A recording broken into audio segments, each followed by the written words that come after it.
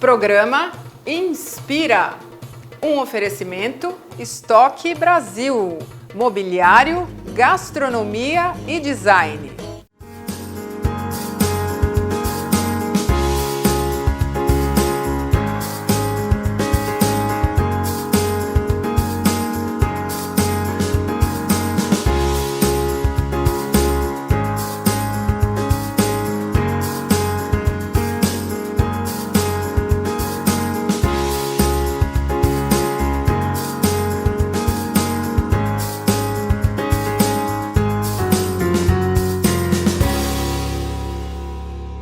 Olá para todos vocês, sejam bem-vindos ao programa Inspira de hoje, onde continuamos o tema do programa anterior.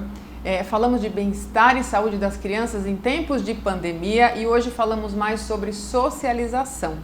E a minha convidada continua aqui para falar sobre isso, é a doutora Giovana Palandri, que é pediatra e infectologista com grande experiência e atualmente ela atua no Grendac aqui de Jundiaí. Obrigada, viu, Fer, pelo convite, pela oportunidade de conversar com o público aí de casa. É um assunto tenso, mas é um assunto necessário para trazer, para nós aqui no estúdio, para a sociedade, para você que está nos assistindo, a oportunidade de elaborar uma reflexão sobre esse tema, A doutora Giovana não está aqui para dizer o que é certo e o que é errado, mas para trazer a experiência dela e para que vocês possam em casa elaborar uma opinião, elaborar o que seria legal para a sociedade em relação a esse tema, Então esse é o nosso papel aqui nesse programa hoje. Com certeza, Fer. E no programa anterior nós abordamos algumas questões em relação às crianças e alguns pais ainda se preocupam, Embora a doutora Giovana já disse que as crianças podem ser sintomáticas e também a maioria delas pode ser assintomática. Mas, mesmo com esse quadro, algumas crianças podem evoluir para a gravidade dos sintomas na Covid? Sim, Fer. É uma situação de exceção, tá, gente? Se a gente for até falar em números, aproximadamente 94, 95% dos quadros vão ser leves a moderados.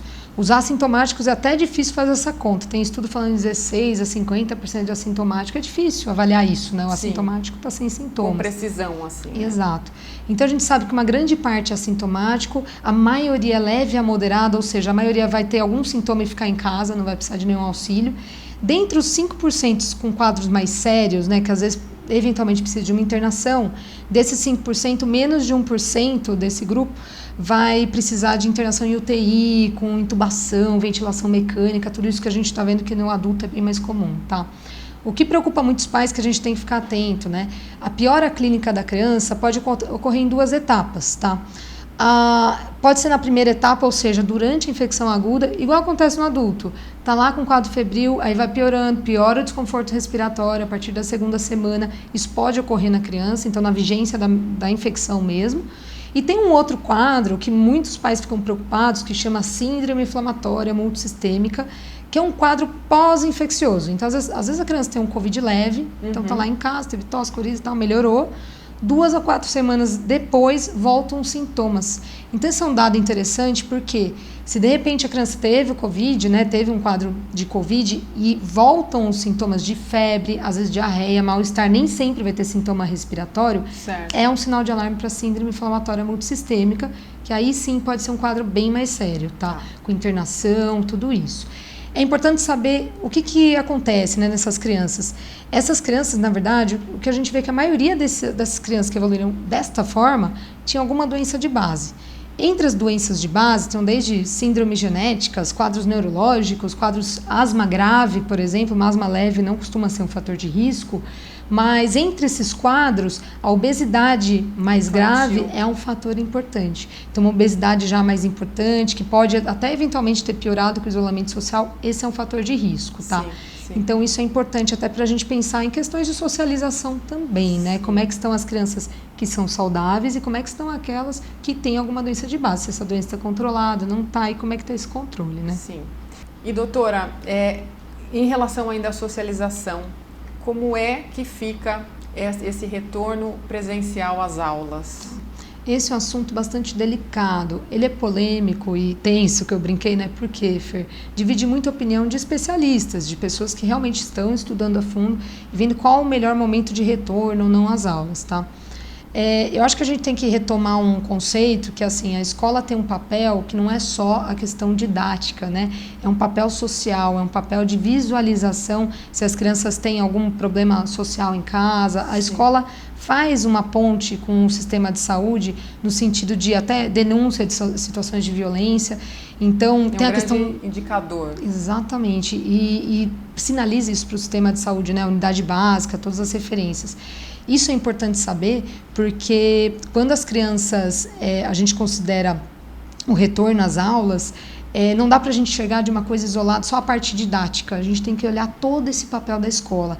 Existe uma discussão grande na sociedade até a respeito de a educação se tornar um serviço essencial. Acho que esse debate deve ocorrer. Não tem essa resposta, né? Não é fácil, né? Sim. Mas acho que esse debate deve ocorrer entre setores de saúde e setor de educação, tá? Por quê? O que ocorreu no ano passado, que isso é lamentável, é que a escola... Quando eu falo agora, eu estou me referindo mais à escola pública, sim, tá?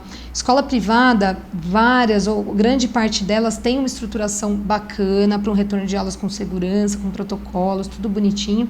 E eu sou favorável ao retorno às aulas, desde que a gente tenha segurança, desde que a gente tenha estrutura, equipamento de proteção individual e organização do fluxo, de quantas crianças vão por sala, tudo isso. Existe uma grande diferença, né, doutora, em relação a isso, Com esses protocolos serem muito bem aplicados em escolas públicas e em escolas privadas, né? Sim, sim. A escola privada, muitas delas se organizaram e conseguiram sanar esse tipo de problema de uma forma relativamente rápida, então o retorno às aulas foi viabilizado dessa forma, até antes, né, do que a escola pública. A questão da escola pública ela é mais sensível, porque a estrutura, não de todas, é claro, mas de algumas escolas públicas já era muito ruim antes da pandemia, né? Com a pandemia, houve a questão de, inclusive, demissão de funcionários de limpeza em alguns municípios do estado. Tem toda essa situação que ela deve ser olhada unidade por unidade de escola para falar, tem condição, não tem de reabrir, tá? E acho que nós, como sociedade civil, né, e preocupados com essa situação, e eu como pediatra, infecto, ainda tenho uma preocupação gigantesca em relação a isso, porque eu vejo que às vezes essa discussão passa muito longe assim da preocupação da população geral, né? Muito superficialmente. Exato. Né? E acho que a gente tem um papel de exigir, sim, do poder público, se a escola não está estruturada, como fazer para estruturar. E, em paralelo, eu falo o setor da educação, né, os educadores, os professores, eles passaram um ano extremamente estressante, porque tiveram que dar conta de ensino à distância, muitas vezes sem estrutura, sem ter um computador para o próprio professor da aula, ou um computador para os alunos, muitos não têm acesso, né, na escola pública. Então, tem uma discussão extremamente complexa em relação a isso. Existem muitos grupos favoráveis ao retorno às aulas, mas a ponderação sempre, e da maioria dos grupos para retornar às aulas a gente tem que garantir segurança dos alunos e também dos professores, né? Todo mundo tem que estar seguro, a gente tem que garantir a aplicação de protocolos de segurança. Com protocolos, haveria condição sim de volta às aulas. Agora, especificamente, Fer, da período que a gente está passando, fase vermelha, toda essa discussão... Essa oscilação, né? Exato, esse vai e volta. E pode ser que socorra o ano inteiro, né? Vai e volta, melhora, piora. Especificamente agora, é bem complexa a decisão entre a abertura e o fechamento, tá? Quero trazer para vocês como é complexo. E até fazer um alerta, Fer, porque tem muito fake news também, muita bobagem circulando na internet em relação a como fazer isso. Acho que esse espaço que a gente tem aqui de debater e abrir para a discussão e para a reflexão, principalmente, é muito importante, porque é algo que não dá para definir em 2 linhas de Instagram, 2 linhas de... Com certeza. É algo que merece uma visão mais aprofundada. Com certeza. Então, em resumo, Fer, eu acho assim, o retorno às aulas ele pode ser viabilizado se a gente conseguir garantir adesão a protocolos de segurança, mais uma vez... A gente sabe que tem escolas, principalmente públicas, que já não tinham condição e agora menos ainda, né? Então fica bem mais difícil a gente falar em retorno às aulas se não houver adesão a esses protocolos e uma questão de mobilização mesmo do poder público para a gente viabilizar esse retorno.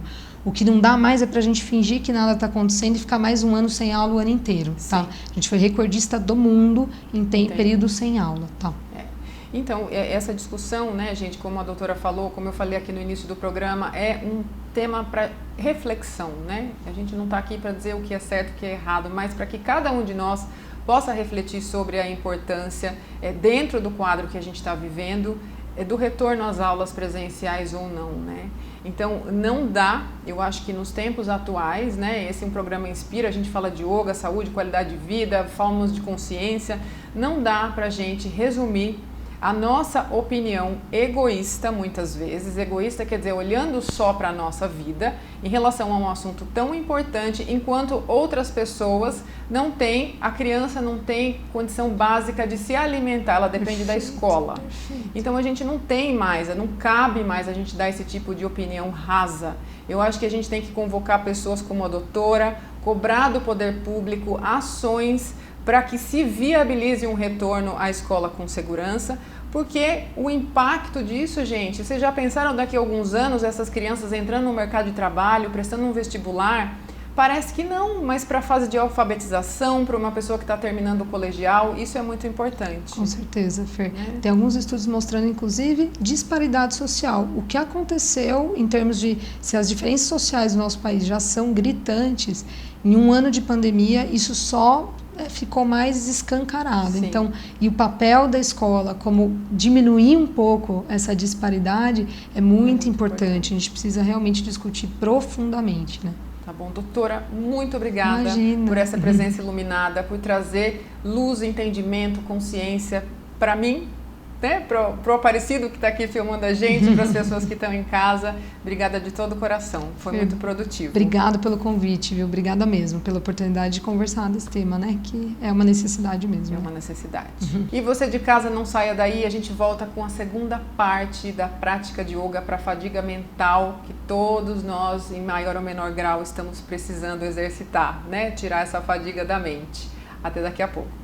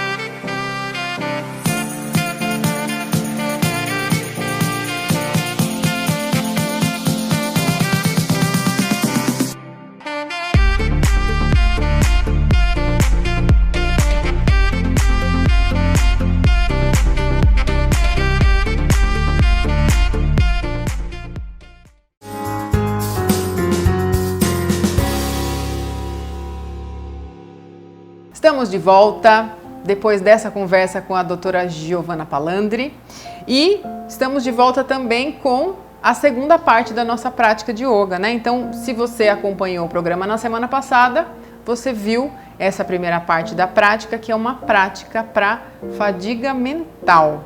Então, mesmo que você tenha perdido a primeira parte, você consegue fazer essa prática de hoje, tá bom? Mas saiba que é uma sequência. Então, para a fadiga mental, o que a gente normalmente precisa entender, né? Que a mente, ela está intimamente ligada aos nossos órgãos dos sentidos, né? Então, uma forma de a gente conseguir acalmar um pouco a mente, descansar um pouco esse excesso de estímulos, porque quando você chega a uma fadiga, é porque você teve excesso de estímulos, é aquietar os órgãos dos sentidos. Então, ouvir menos, ver menos, falar menos, né? Então, por isso a gente usa nessa prática de hoje e na prática da semana passada um paninho ou um pezinho para cobrir os olhos, tá? Então você já pode separar aí. Então, continuando a nossa sequência, ó, a gente vai usar de novo um bloquinho e depois que eu mostrar essa postura, você vai encontrar uma altura ideal e eu vou te dar opções também, tá? Então eu vou mostrar, ó. Primeiro, a gente vai deitar e vai colocar esse bloquinho embaixo do sacro, do osso sacro aqui, ó. Então eu vou ficar na ponta dos pés, vou levantar o quadril e vou colocar o bloquinho aqui embaixo, ó. Ele apoia exatamente o osso sacro, né? Um triângulozinho que a gente tem aqui na base da coluna, você vai conseguir sentir.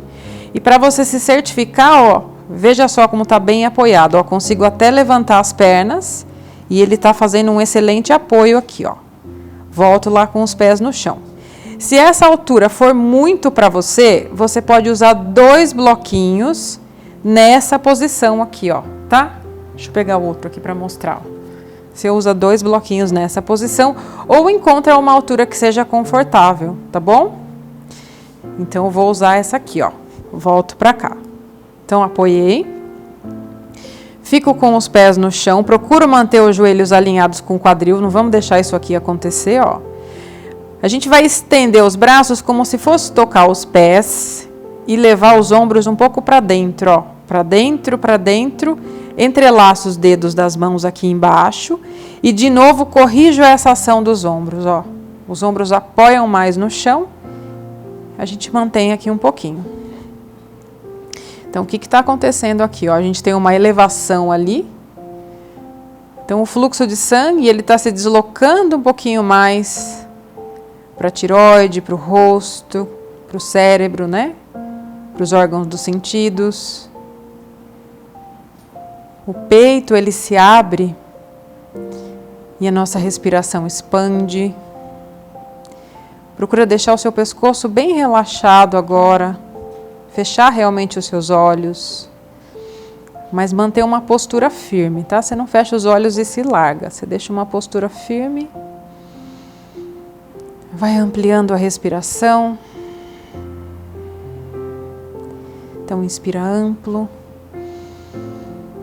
Quando solta o ar, assenta mais o seu quadril em direção ao bloquinho. A gente solta um pouquinho as mãos aqui, ó, e a gente vai unir as plantas dos pés e soltar os joelhos lateralmente. Então, procura encontrar conforto nessa ação. Se precisa, ó, você coloca uma alturazinha aqui, ó, para que você sinta que existe a expansão das virilhas, mas sem um desconforto extremo que não deixe você permanecer. E a gente mantém mais um pouquinho aqui, ó. Então, relaxa bem os pés, relaxa toda a área pélvica, deixa as virilhas se soltarem em direção aos joelhos, os joelhos em direção ao chão, palmas para cima, inspira profundamente. Soltando o ar, ó, deixa soltar mais essa parte baixa, né? Deixa relaxar a garganta, a nuca. Pode fechar um pouquinho os seus olhos mais uma vez. E deixa a sua respiração te mostrar o ritmo, te mostrar os caminhos. E amplia um pouquinho, inspira amplo. Expira amplo. Aí, para voltar, ó, você tira, se você usou algum apoio aqui, apoia os pés no chão. Levantamos o quadril 3 vezes bem curtinhas, a gente fica aqui na ponta dos pés, ó. Então, você vem aqui, ó. 1, 2, 3, tira o bloquinho, volta com o glúteo lá em direção aos seus calcanhares. Aí, pode abraçar um pouquinho os seus joelhos. Assentar bem as suas costas no chão, relaxa os braços. A gente vai agora para uma segunda ação aqui, ó. Mais uma vez, ó, pés agora no chão. A gente vai elevar o quadril e agora vai trazer os pés um pouquinho para trás, agarrando o seu tornozelo. Se você não consegue alcançar, não se desespere, você repete a postura anterior, tá bom? Só eleva o quadril. Então, ó, segurei aqui, segurei lá no outro tornozelo. Então, eu ajeito mais os meus ombros, girando eles para dentro, apoiando mais no chão. E aí, na inspiração, a gente eleva bem o quadril. Empurra o centro dos glúteos para cima, relaxa bem o pescoço. Mantenha uma respiração profunda, ampla. Sentindo essa ação na região da cabeça, a garganta bem relaxada e solta. Firma mais as coxas, firma mais os glúteos lá para cima. Inspira, cresce mais um pouquinho. E expirando, a gente volta com o quadril no chão. Se precisa, abraça mais uma vez os joelhos, relaxa bem a região dos ombros. E aí nós vamos agora sentar, tá? Então eu sento aqui. Então essas duas posturas anteriores, elas deslocam fortemente o fluxo de circulação para a região da cabeça, para os órgãos dos sentidos, né? Então é muito interessante você conseguir fazer uma permanência de pelo menos 5 minutos quando você estiver com o bloco, tá? Para você realmente sentir essa ação. E agora a gente trabalha um pranayama, uma respiração, que é a respiração Nadi Shodhana, das narinas alternadas, tá? Então, a gente vai trazer na mão direita o dedo indicador e o dedo médio na palma da mão. Fazemos uma pinça com o polegar e o anelar, tá? Com o polegar eu vou fechar a narina direita e nós começamos e terminamos pela esquerda. Então, eu fecho a direita e assim seguimos, ó. Inspira pela esquerda, fecha, expira pela direita. Inspira pela mesma, fecha, expira pela esquerda. Inspira pela mesma, longa, lenta e profunda, fecha, expira pela direita. Inspira pela mesma, longa, lenta, profunda, fecha, expira pela esquerda, inspira pela mesma, fecha, expira pela direita, inspira a mesma, fecha, expira pela esquerda e terminamos. Começamos e terminamos pela narina esquerda, Nadi Shodhana, a respiração das narinas alternadas, que ajuda também a nós equilibrarmos os nadis, que são os nossos canais energéticos por onde circula o prana, tá? Então é bem interessante a gente fazer também Nadi Shodhana quando a gente tem fadiga mental. Você pode fazer de manhã, você pode fazer no meio da tarde, você pode fazer antes de deitar, tá? E nossa última postura, o relaxamento final, que é o Shavasana, que eu vou mostrar para vocês. E a gente vai fazer com um apoio nos olhos. Então, deitamos aqui. Você deixa os seus pés caírem naturalmente para os lados. Deixa as palmas das mãos assim para cima, braços ao longo do corpo. Suas costas bem assentadas no chão. Faz os ajustes para você se sentir bem confortável. E aí, ó, você coloca um paninho, um pezinho de olho. Então, a gente assenta um pouquinho aqui esse paninho, esse pezinho, levando os olhos um pouquinho mais para dentro. E aí você volta, deixa as palmas para cima. Sente o seu corpo se assentando sobre o chão. Fica um pouquinho aí na sua presença, só observando, aquietando e percebendo tudo que surge, tudo que há em você.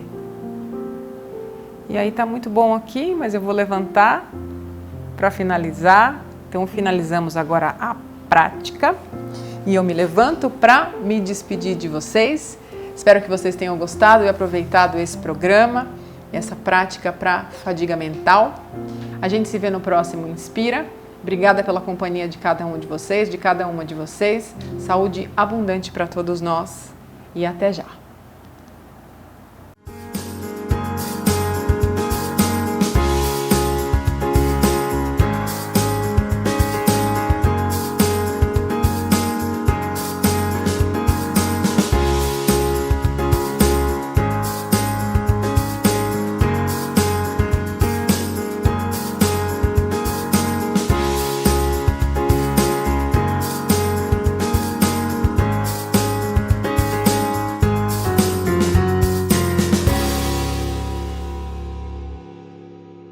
Programa Inspira.